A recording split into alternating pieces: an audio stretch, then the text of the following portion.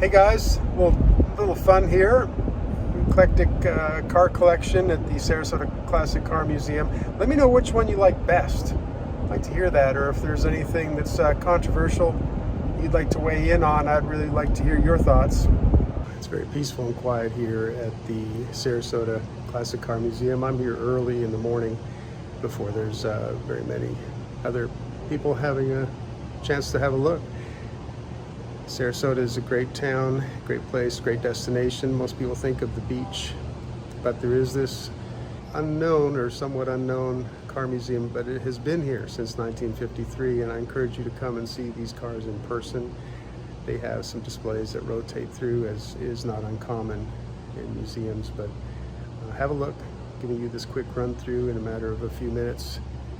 I'm doing my best to kind of give you an overview of what you can expect out here, but obviously things will change. I'm here in July of 2021. Who knows what will be here when you come, but I want to give you an idea. Okay, right up front and center, 1905 Schacht. This is an interesting display because it shows kind of a before and after restoration. So half of it has been restored and half of it is left as found. So it's very interesting. One side, that is what you get. Tattered, torn, worn. It's an interesting display of the difference between what a car looks like before and after. Kind of fun. They have a nice display here of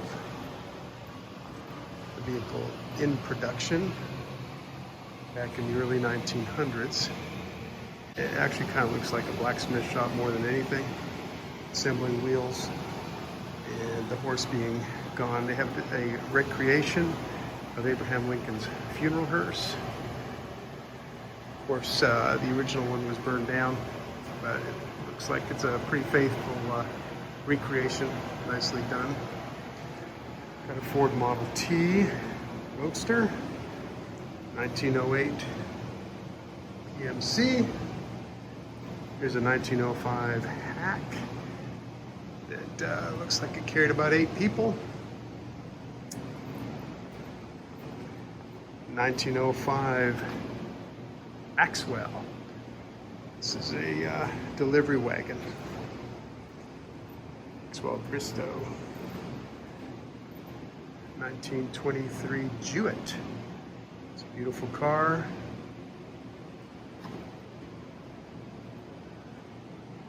And here we have a 1924 Rolls-Royce Silver Ghost that was owned by the Ringlings, John and Mabel. Very stately car. They have quite a few Ringling displays here.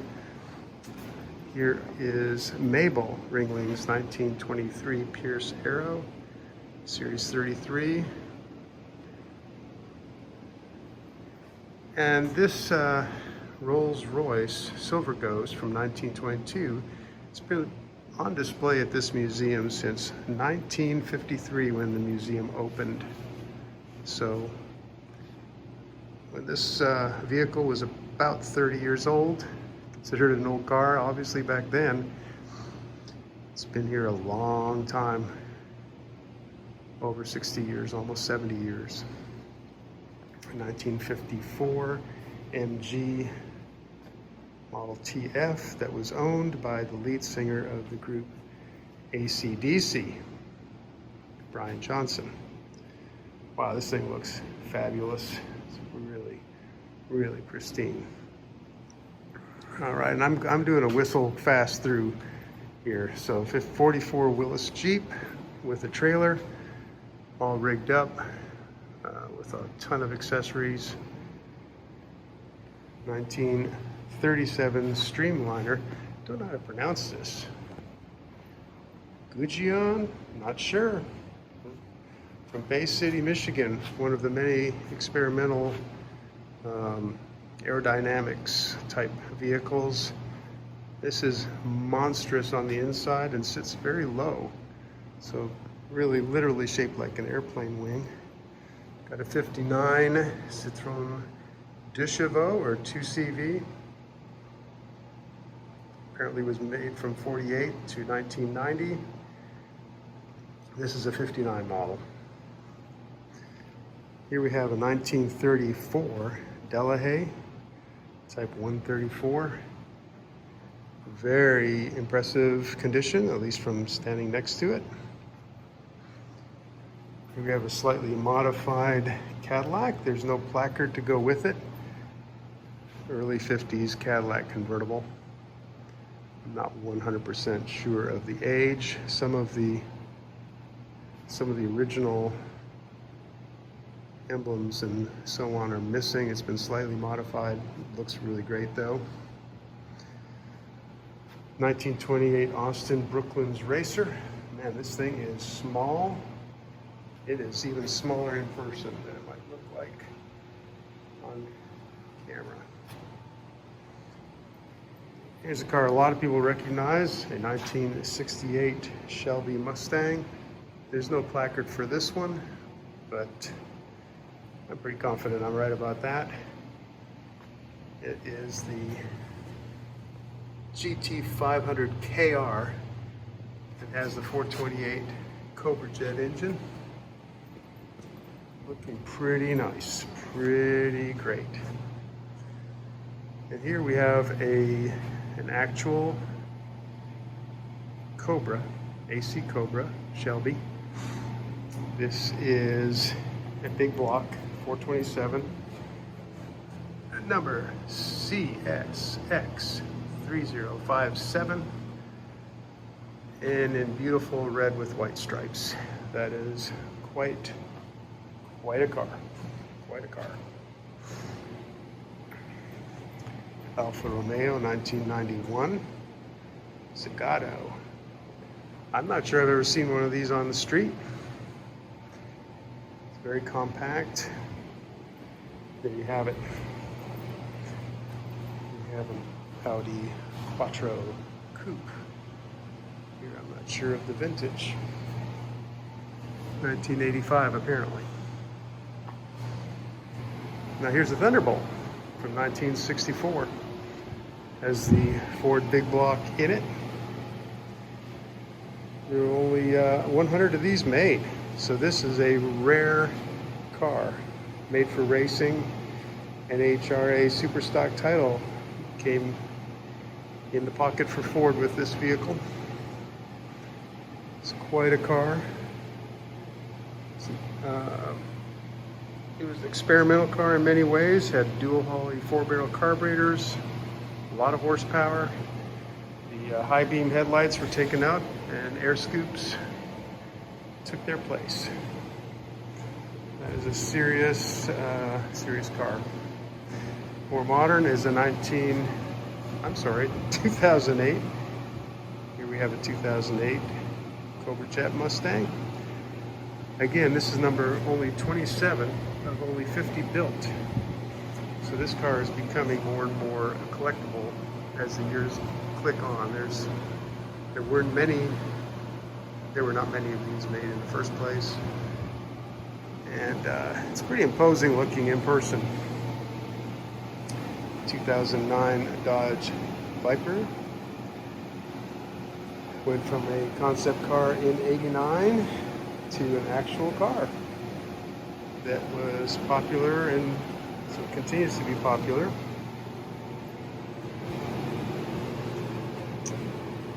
There's a Harley-Davidson scooter called the Topper. Interesting. Here's a Dodge Challenger SRT Hellcat, or maybe it's just called the Hellcat. It's got the 700 plus horsepower. 1985 Ford XR4 Ti, which I believe we imported in the US as a Scorpio, but it was for Sierra. 1971 Mercedes 280 SE Cabriolet. Boy, this car looks like it's in beautiful tip-top shape. Here is a 1970 Ferrari 365 GT 2+2. Fairly large car. Apparently only has 26,000 original miles, and the way it's presented here, very believable. Looks almost like a new car. It really does. 1972 Ferrari 365 GTC 4. 7,200 original miles. So again, pretty much a new car. 1977 Ferrari 308 GTB. Only 2,100 original miles. Well, there's like a showcase of basically new old stock Ferraris here. 1982 308 GTSI. 2,400 original miles. I mean, got plastic on the driver's seat if they want to move it. This is a new car. And here's a Testarossa from 1988 in beautiful, beautiful condition. Only 1,697 original miles. And finally, a car that is not, there's no placard with it. And I really don't want to guess. This is a 355 F1 Spider. Okay, so there we go.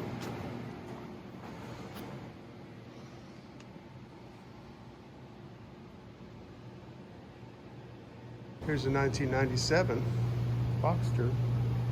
Still looks new. 1991 944 S2 Cabriolet.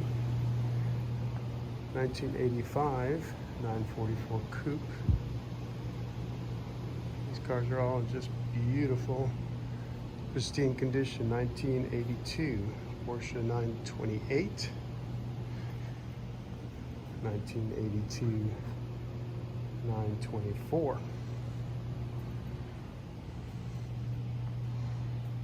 1977 911 Carrera Turbo with only 9,900 original miles. This is amazing. Can't imagine driving that thing. 1968, we're getting older as we go here. 1968 Porsche 911L Coupe. And that paint is perfect. That's a shadow there. It's not the paint. 1957 Speedster. Look at that. 1963 Porsche 356 Cabriolet 356C. From 63, near the end of the run. Here's a 1958 356A sunroof coupe. Beautiful, beautiful condition. Wow.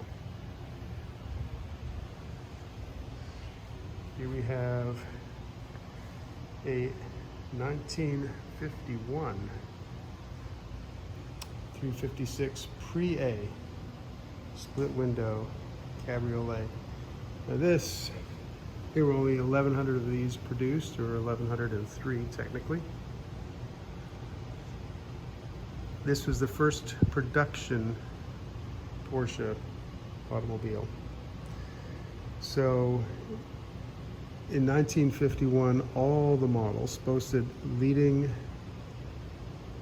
shoe front brakes with finned drums. This would be last year for the now iconic split window Porsche. And we also had the streamlined bumpers, so it's really, really slick. Really slick looking. And the last Porsche on this display is the 51 Pre-A split window coupe in a different color. It's a coupe instead of a cabriolet. But again, a split window. Meaning the front windshield is two pieces with a narrow little pillar in the middle to hold them together. Notably, This particular car was restored in 2016 by Paturk Brothers.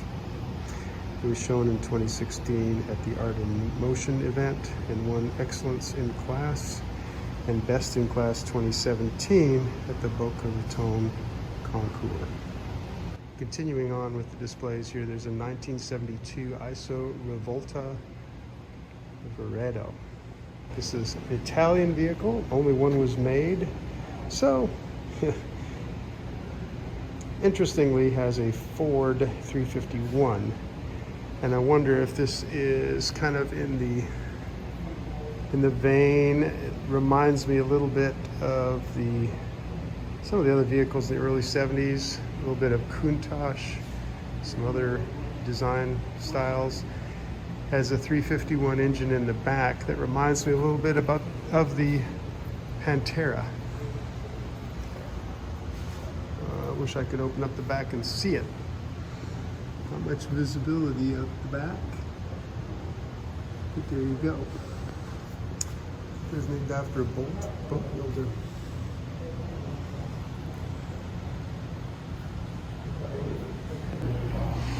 Here we have an ISO Revolta Griffo from 1967. Apparently 413 of these were made, powered by a 327 Chevy Corvette engine. Here we have a BMW 1957 Azetta, kind of famously made as in BMW's post-war economy car, and it had one single door that opened out the front. Intriguing little car. This one has a sunroof, presumably a loaded model. 1973 ISO Revolta Fidia. Shows to have 189 of these built. Powered again by a Ford 351 Cleveland V8. This is a sedan.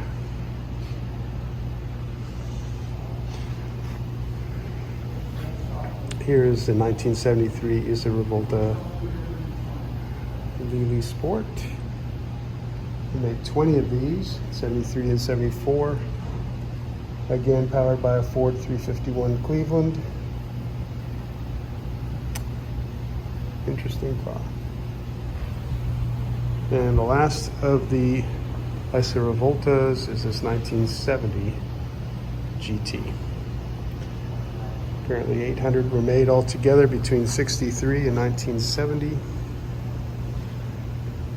These were powered by a Corvette 350 cubic inch, and I guess the horsepower range from 300 to 365. Had a 4-speed manual transmission to the rear axle. They ranged in cost, but this was kind of like a very interesting car.